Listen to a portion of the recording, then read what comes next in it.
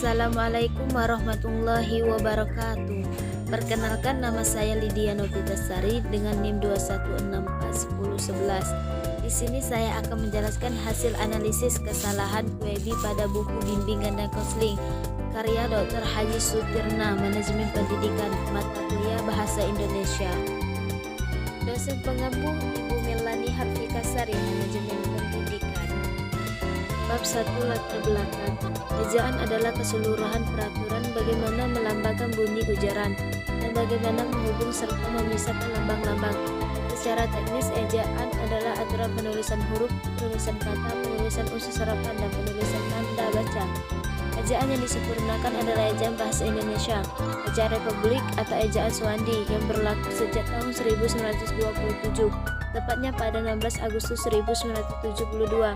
Telah ditetapkan dan diperlakukan ejaan yang sempurna yang diatur dalam Pedoman Umum Ejaan Bahasa Indonesia yang disempurnakan dan Pedoman Umum Pembentukan Istilah. Apabila pedoman ini dipelajari dan ditaati, maka tidak akan terjadi kesalahan pengejaan kata. Pembentukan kata biasa disebut dengan morfologi. Perumusan masalah. Apa saja jenis kesalahan QEB yang ada di dalam buku bimbingan dan konseling? Tujuan: mengetahui kesalahan QEB yang ada pada buku bimbingan dan konseling. Bab 2. Menurut Mulyadi 2017, dalam sejarah bahasa Indonesia mengalami 5 kali pengertian tata cara penulisan atau ejaan, yaitu yang pertama tahun 1901, disahkan ejaan Van Ophuijsen, yang kedua pada tahun 1947, diubahlah ejaan Van Ophuijsen menjadi ejaan Suwandi, yang ketiga tahun 1966, diubahlah ejaan Suwandi menjadi ejaan Melindo, yang keempat tahun 1972, diubahlah ejaan Melindo menjadi ejaan yang disempurnakan, dan yang kelima tahun 2015 diubahlah ejaan yang sempurna menjadi QEB, Pedoman Umum Ejaan Bahasa Indonesia, yang digunakan sampai sekarang ini. Menurut Kurniasari, Annar Nurlaila, dan Agung Gumlar, inovasi terletak banyak terjadi pada bahasa Indonesia dilakukan dari sejak awal sampai menjadi bahasa Indonesia terkini. Terdiri di pemakaian huruf, penulisan kata, dan pemakaian tanda baca. Pemakaian huruf diklasifikasikan menjadi 8, yaitu huruf abjad, huruf vokal, huruf konsonan, huruf diftot, gabungan huruf konsonan, huruf kapital, huruf miring, dan huruf tebal. Bab 3, metode. Metode yang digunakan dalam buku bimbingan dan konseling ini yaitu metode deskriptif kualitatif. Penelitian kualitatif adalah penelitian yang bersifat deskriptif dan cenderung menggunakan analisis proses dan makna lebih ditonjolkan.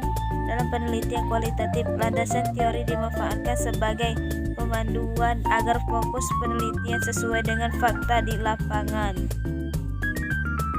Bab 4. Hasil analisis. Hasil dari analisis kesalahan QEB pada buku bimbingan dan konseling. Setelah saya baca, yaitu terdapat beberapa kesalahan, diantaranya yaitu pada kata dipik, yang mana pada kata tersebut terdapat kekurangan huruf, yaitu huruf L dan huruf I, yang seharusnya yaitu dipilih. Selanjutnya kesalahan kedua yaitu pada kata anggota. Pada kata tersebut terdapat juga kesalahan huruf, yang seharusnya huruf N tersebut diganti menjadi huruf N. Seharusnya kata yang benar yaitu anggota. Kesalahan selanjutnya yaitu pada kata menyesuaikan. Pada kata tersebut terdapat kekurangan huruf, yaitu huruf A, sehingga kata yang benar adalah menyesuaikan. Bab 5. Kesimpulan. Ejaan adalah keseluruhan peraturan bagaimana melambangkan bunyi ujaran dan bagaimana menghubungkan serta memisahkan lambang-lambang secara teknis. Ejaan adalah aturan penulisan huruf, penulisan kata, penulisan unsur serapan, dan penulisan tanda baca. Saran. Setelah saya membaca buku bimbingan dan konseling tersebut, maka di sini ada beberapa saran, yaitu bahwa sangat penting bagi kita semua untuk memahami QEB yang benar serta bisa menerapkan dalam berbahasa.